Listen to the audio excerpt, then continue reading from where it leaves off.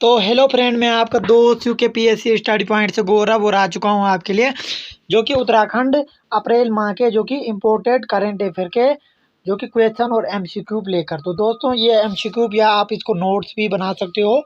ये आपके लिए काफ़ी हेल्पफुल रहेंगे आगामी आपका एसआई, आबकारी, पुलिस कांस्टेबल, जो कि पीसीएस परीक्षा, आरओ परीक्षा आदि सभी पेपरों के लिए ये बहुत ही शानदार जो कि करंट अफेयर है। तो दोस्तों, चलते हैं अपने पहले क्वेश्चन की ओर। तो दोस्तों, कुछ लोग बोल रहे हैं कि भर्तियां तो आचार संहिता के बाद कुछ फार्म आ सकते हैं। तो बाकी बीआरसी सीआरपी भर्ती के बारे में भी हम पता कर रहे हैं। अभी तक हमें कोई जानकारी इसकी नहीं है, ग्रुप डी की भी नहीं है। अगर हमें जैसे जानकारी मिलती है हम आपको जानकारी दे देंगे। तो दोस्तों देखिए, आज उत्तराखंड करंट अफेयर अप्रैल माह के।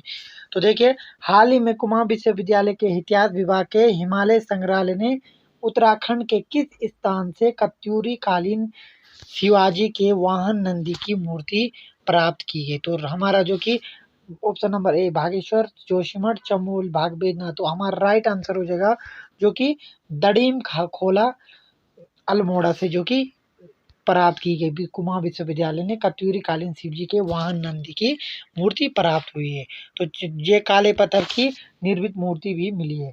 तो देखिए, तो दोस्तों चलते हैं अपने दूसरे क्वेश्चन की ओर। तो दोस्तों, हमारा दूसरा क्वेश्चन है कि हाल ही में मुरारी लाल जी का निधन हो गया, उनका संबंध किस क्षेत्र से था? तो हमारा जो कि राइट आंसर हो जाएगा, जो कि ये एक सामाजिक कार्यकर्ता थे। तो इसका राइट आंसर हो जाएगा, मुरारी लाल का हाल ही में निधन हुआ, उनका किस क्षेत्र से संबंध था? तो सामाजिक कार्यकर्ता थे। ये चमोली जिले के पापड़ियाना गांव के निवासी थे। उत्तराखंड में मुरारी लाल जी ने सर्वोदय विचारधारा आंदोलन के सिपाही 91 वर्ष में निधन हो गया है। चिपको आंदोलन की मातृ संस्था दासोली ग्राम स्वराज मंडल की अध्यक्षा मुरारी मुरारी पूरा जीवन समाज सेवा के लिए अर्पित किया इन्होंने। बाकी उन्हें अपने जीवन में वृक्ष विहीन बंजर भूमि को हरा भरा बनाने एवं और गांव को प्राकृतिक संसाधन के संरक्षण और उपयोग के अभिनव मॉडल तैयार करने के लिए पूरे देश में जाना जाता है। तो ये भी कौन सा आता है कि उत्तराखंड से किन्हें अभिनव मॉडल के लिए जाना जाता है? तो जो कि मुरारी लाल जिनका हाल ही में निधन हुआ है। तो चलिए जी, अगला क्वेश्चन है। और इन्हें उनके कार्यों के लिए सरकार देश के नामी गिरामी संगठनों ने इन्हें सम्मानित किया गया। तो चलिए जी, अगला क्वेश्चन है। हमारा क्वेश्चन नंबर तीसरा है कि टीएचडीसी इंडिया लिमिटेड द्वारा उत्तराखंड में ग्रीन हाइड्रोजन पायलट योजना का उद्घाटन कहाँ किया गया है? तो हमारा जो कि ऑप्शन नंबर ए राइट आंसर हो जाएगा, जो कि ऋषिकेश में जो कि इंडिया लिमिटेड द्वारा ग्रीन हाइड्रोजन पायलट योजना का जो कि उद्घाटन किया गया है। तो देखिए, ये एचडीसी इंडिया में उत्तराखंड के ऋषिकेश में कार्यालय परिसर में सबसे बड़े हरित हाइड्रोजन पायलट प्लांट का उद्घाटन किया गया। टीजीसी की अध्यक्षता एवं इसके उपयोग से संयंत्र में 1 मेगावाट छत और सूर्य यंत्र का 50 किलोग्राम हाइड्रोजन का उत्पादन करेगा। तो कहाँ हाल ही में हरित जो कि ग्रीन पायलट का जो कि हुआ? तो हमारे ऋषिकेश में। तो याद रखिए, टीएचडी द्वारा हुआ ये। तो चलिए जी, अगला क्वेश्चन है कि राज्य में 38वें खेल का आयोजन कब किया जाएगा? जो राज्य में उत्तराखंड राज्य में 38वें खेल का आयोजन कब किया जाएगा? तो हमारा राइट आंसर हो जाएगा जो कि 2025 में। आप जो कि 24 में नहीं होगा, 2025 में। याद रखिए, 38वें खेल कहाँ होंगे? तो उत्तराखंड में होंगे। तो देखिए, 2024 में पेरिस ओलंपिक होने के कारण इस साल राष्ट्रीय खेल का आयोजन न करके अगले साल जो कि आयोजित किया जाएगा। भारतीय ओलंपिक संघ चाहता है कि राष्ट्रीय खेल में बड़े खिलाड़ी भी शामिल हो। तो ये भी इसमें देखिए। तो चलिए जी, अगला हमारा क्वेश्चन है, पांचवा क्वेश्चन है कि राज्य में 3 दिवसीय हिमालय कल्चरल कल्चरल सेंटर का आयोजन कहाँ किया गया? राज्य में 3 दिवसीय हिमालय कल्चरल का सेंटर का आयोजन कहाँ किया गया? तो हमारा राइट आंसर हो जाएगा ऑप्शन नंबर बी, जो कि देहरादून में किया गया। तो याद रखिए, कहाँ जो कि 3 दिवसीय हिमालय कल्चरल सेंटर का उद्घाटन किया गया? तो देहरादून में किया गया। तो देखिए, अधिवेशन का उद्देश्य उत्तराखंड में फिजियोथेरेपी चिकित्सा को, इस अधिवेशन का उद्देश्य क्या है 3 दिवसीय हिमालय कल्चरल का? तो उत्तराखंड में फिजियोथेरेपी चिकित्सा को बढ़ावा देने के लिए शोधकर्ताओं के लिए लगभग 1,500 प्रतियोगी प्रतिभाग करेंगे। द इंडियन एसोसिएशन ऑफ तो रुकिए थोड़ा। तो दोस्तों, द इंडियन एसोसिएशन ऑफ 61वां वार्षिक अधिवेशन आयोजन किया जाएगा ये फिजियोथेरेपी। तो कहाँ होगा? देहरादून में होगा। किस चीज के लिए होगा? तो फिजियोथेरेपी को बढ़ावा देने के लिए। तो चलिए जी, अगला क्वेश्चन है। तो चलिए जी अगला क्वेश्चन है कि उत्तराखंड की परतों को खंगालने हेतु इतिहास एवं पुरातत्व पर प्रमाणिक लेखन हेतु उत्तराखंड में किस व्यक्ति को पद्म श्री पुरस्कार से सम्मानित किया जाएगा। जो इतिहास के परतों खगोलने और इतिहास एवं पुरातत्व प्रमाणिक लेखन हेतु उत्तराखंड के किस व्यक्ति को पद्म श्री पुरस्कार से सम्मानित किया गया। तो हमारा राइट आंसर हो जाएगा जो कि यशवंत सिंह कटोची को, जो कि इतिहासकार को पद्म श्री पुरस्कार से दिया जाएगा। एक क्वेश्चन ऐसे भी पूछ सकता है कि हाल ही में किस इतिहासकार को पद्म श्री से सम्मानित किया जाएगा। तो यशवंत सिंह कटोच को।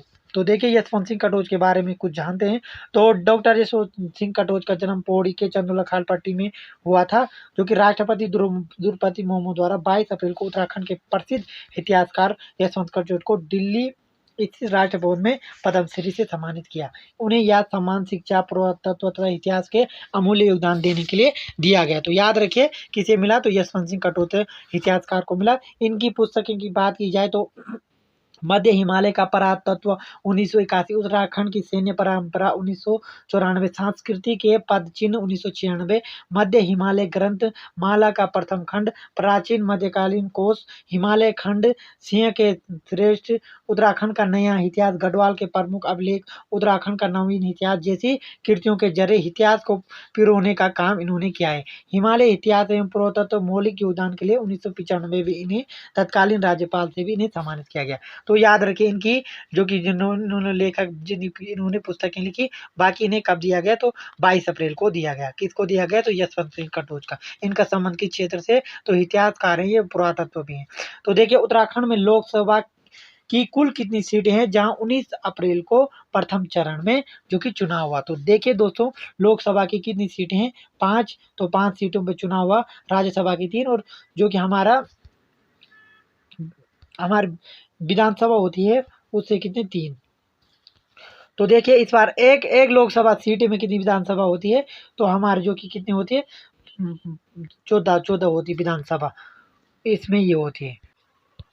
तो एक लोकसभा सीट में कितनी विधानसभा जो कि होती है 14। तो कितनी विधानसभा सीटों की कितनी है 70, जो कि राज्यसभा की 3 और लोकसभा की कितनी है 5। तो देखिए लोकसभा चुनाव में 56% मतदाताओं ने ही मताधिकार का प्रयोग 2009 के लोक चुनाव में सीटों का 58% जो कि वोट में पड़ा। ये परसेंट भी याद रखिए 56% दिया, बल्कि 2019 में कितने पड़े, तो 58% वोट पड़े थे। तो कितनी संख्या है हमारे लोकसभा सीटों की 5। तो याद रखिए। तो चलिए अगला क्वेश्चन है।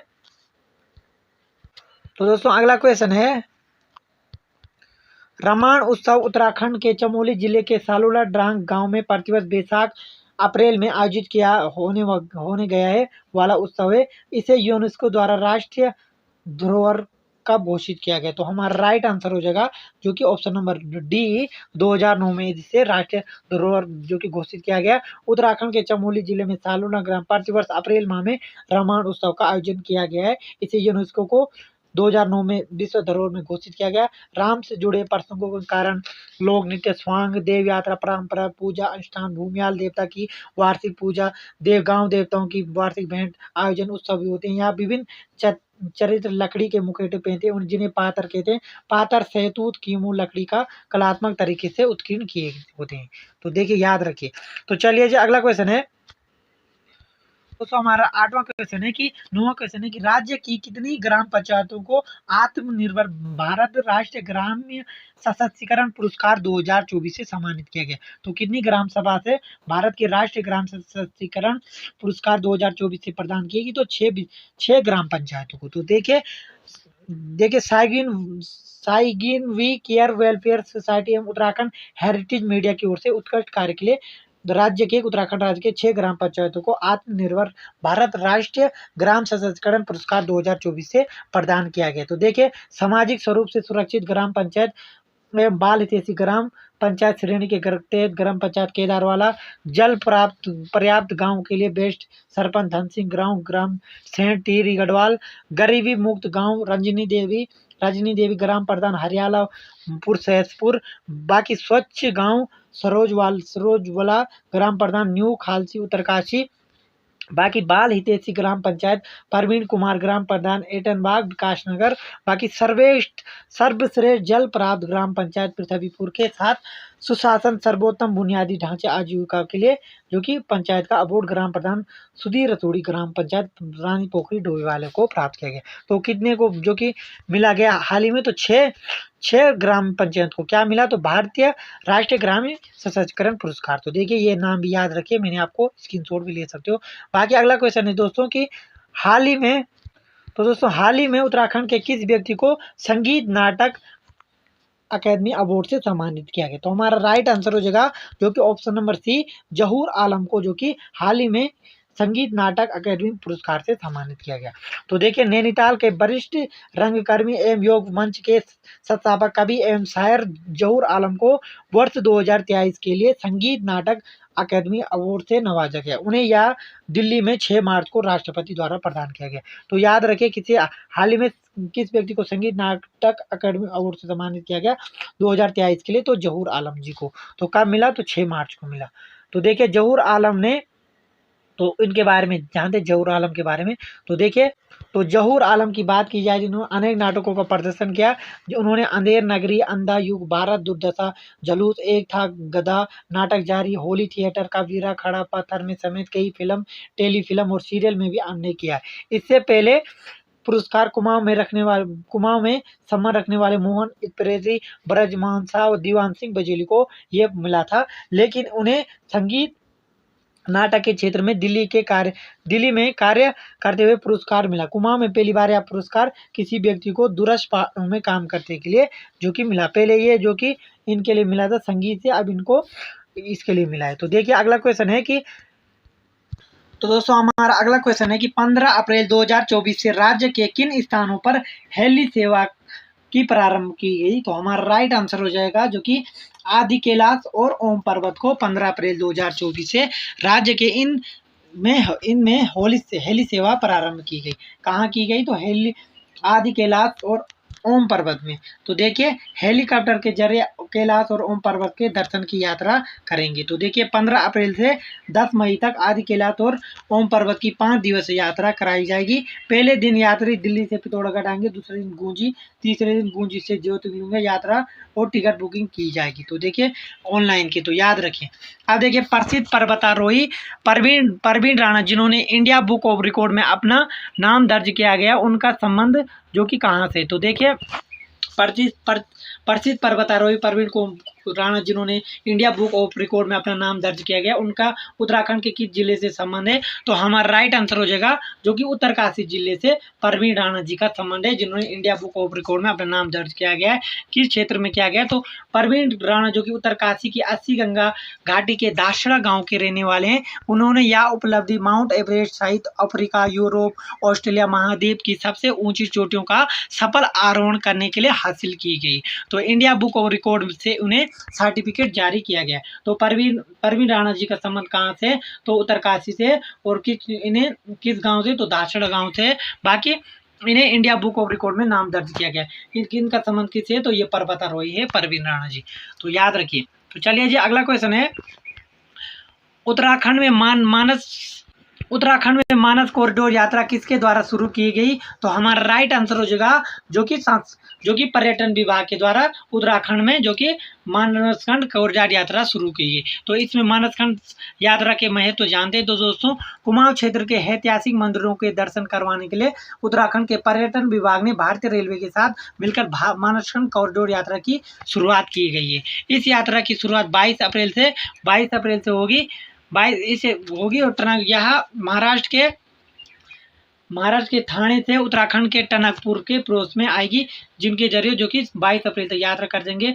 लगभग 600 यात्री मानसखंड कॉरिडोर के कर्क प्राचीन मंदिरों के दर्शन कर सकेंगे। तो देखिए मानसखंड कॉरिडोर में शामिल मंदिर देखिए, मानसखंड कॉरिडोर में अल्मोड़ा में जागेश्वर महादेव, चिताई गोलजू मंदिर, शौर्य मंदिर, नंदा देवी मंदिर, काशार देवी मंदिर, जाकार शेम मंदिर, पिथौरागढ़ के पाताल भुवनेश्वर हाट कालिका मंदिर, मोस्टमणु मंदिर, बेरीनाग मंदिर, मौलीनाथ मंदिर, थल केदार मंदिर पिथौरागढ़। बाकी बागेश्वर के मंदिर कौन कौन है, तो बागनाथ महादेव, बेतनाथ मंदिर, कोटा भरमरी मंदिर, चंपावत, पाताल रुद्रेश्वर गुफा, गोलजू मंदिर निकट, गोलजू चूड़ मंदिर, पूर्णागिरी, बहराई देवी जो कि देवी धुरा और रीटा सीटा साहिब जो कि यहाँ का है, तो चंपावत में ये है। बाकी बागेश्वर की बात की जाए तो बागनाथ, बैद्यनाथ मंदिर, कोटाबर में है। बाकी चंपावत में पादर गोलजू मंदिर, गोलचूर, पूर्णागिरी, बारह देवी और देवी द्वारा रीटा शिवा चंपावत में।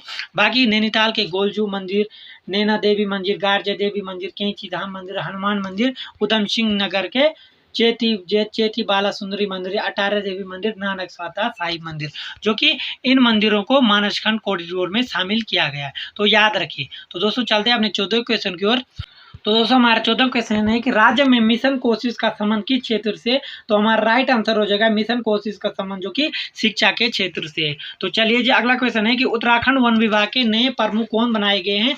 तो हमारा राइट आंसर हो जाएगा डॉक्टर धनंजय मोहन को, जो कि उत्तराखंड वन विभाग के नए प्रमुख बनाया गया है। तो किसे बनाया गया है? उत्तराखंड वन विभाग के नए प्रमुख जो कि डॉक्टर धनंजय मोहन को। तो याद रखिए। तो चलिए जी अगला क्वेश्चन है कि 16वां क्वेश्चन है कि छठी आसकोट आराकोट यात्रा 2024 से कब से प्रारंभ हुई। तो हमारा राइट आंसर हो जाएगा जो कि 25 मई 2024 से, जो कि छठी आसकोट आराकोट यात्रा जो कि प्रारंभ होगी 25 मई से 8 जुलाई तक चलेगी। थीम क्या है? स्रोतों से संगम।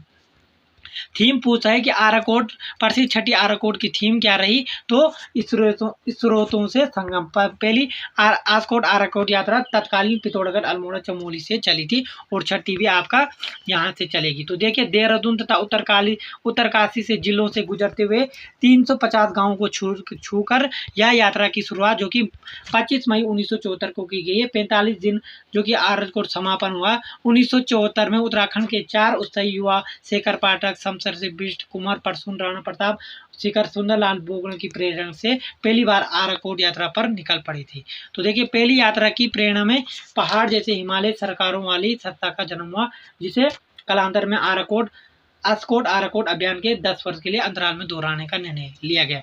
1984, 1994, 2004, 2014 में दूसरा, तीसरा, चौथा, पांचवा और आसकोट आराकोट अभियान समाप्त हुआ।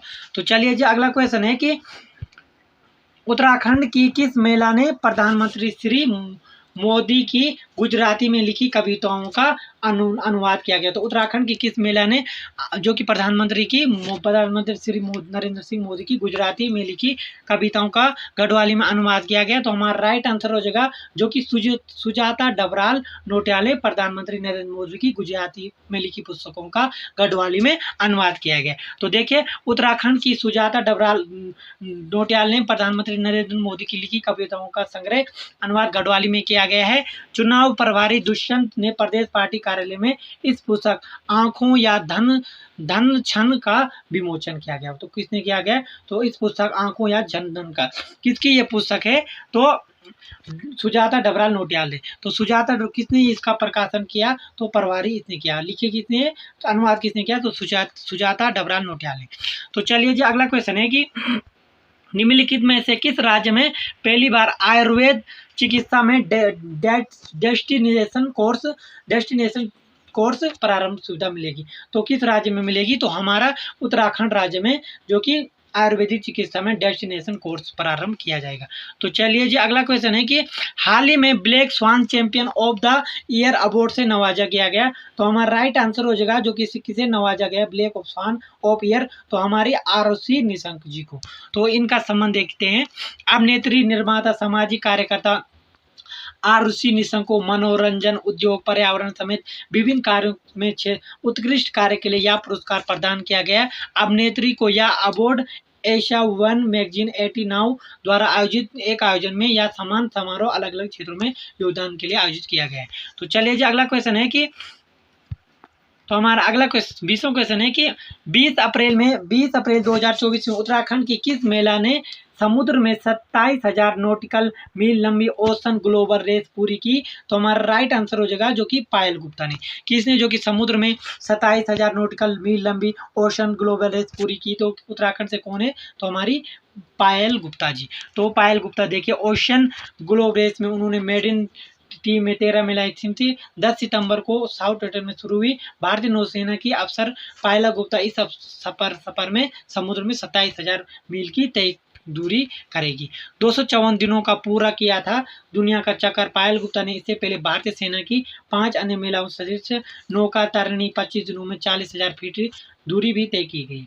चक्कर लगाने का रिकॉर्ड भी कायम किया है। इससे पहले पायल को नौशीलम मेडल भी मिला है। पायल गुप्ता की जिले से तो उत्तराखंड के रेस कोर्स की रहने वाली है। तो चलिए जी अगला क्वेश्चन है कि हाल ही में मुख्यमंत्री पुष्कर सिंह धामी द्वारा कितने लोगों को उत्तराखंड शिल्प रत्न पुरस्कार दिया गया?